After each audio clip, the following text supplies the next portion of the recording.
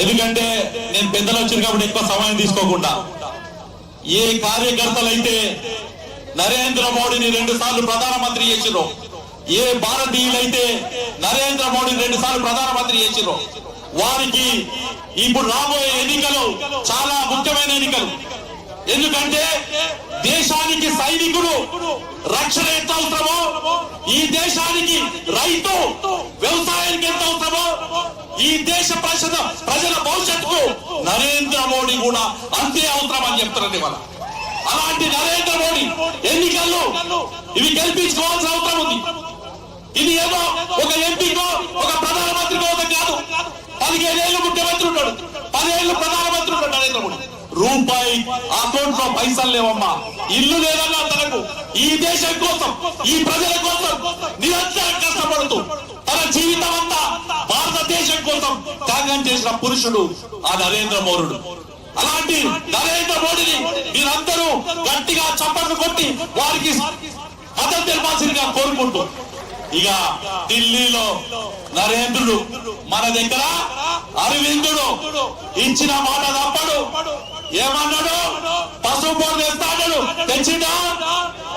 పసుపు బోర్డు తెచ్చి రైతులకు 20,000 క్వింటాలు తెచ్చిన వ్యక్తి ధరంపూర్ అరవింద్ గారు. అట్లాగే ఇన్నేళ్ల దేశానికి స్వతంత్రం వచ్చి రైల్వే ఓవర్బ్రిడ్జ్ లేక ఎన్నో ఇబ్బంది పడుతుంటే 7 ఆరోపి 70 ఏళ్లలో ఒకటి వస్తే 3 ఏళ్లలో, అంటే 2 ఏళ్ళు కరోనాలో పోయింది, 3 ఏళ్లలో 7 తీసుకొచ్చిండు. ఇవాళ కేంద్రం నుంచి వచ్చిండు. ఇంకేమన్నాడు? ముఖ్యమంత్రి కూతురు జైలుకు పంపిస్తా అన్నాడు. మాజీ ముఖ్యమంత్రి పంపించిండా లేదా? పంపించిండా లేదా? మాట మీద నిలబడ్డా?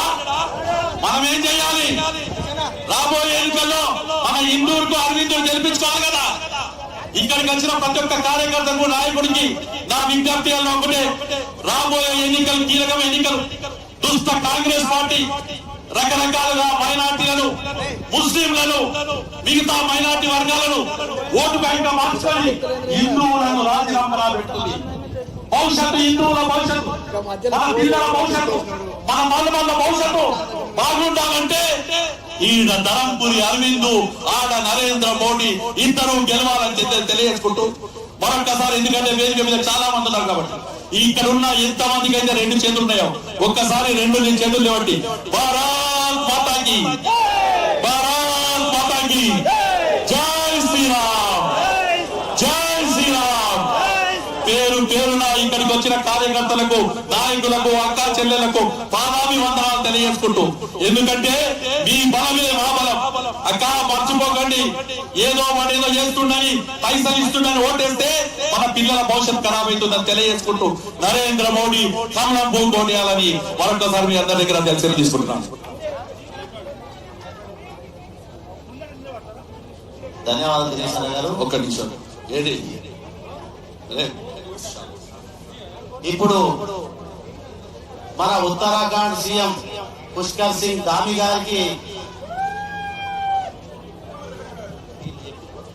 ఇప్పుడు మన రాష్ట్ర కార్యదర్శి పల్లె వెంకరెడ్డి గారు మాట్లాడవలసిందిగా కోరుతున్నాను.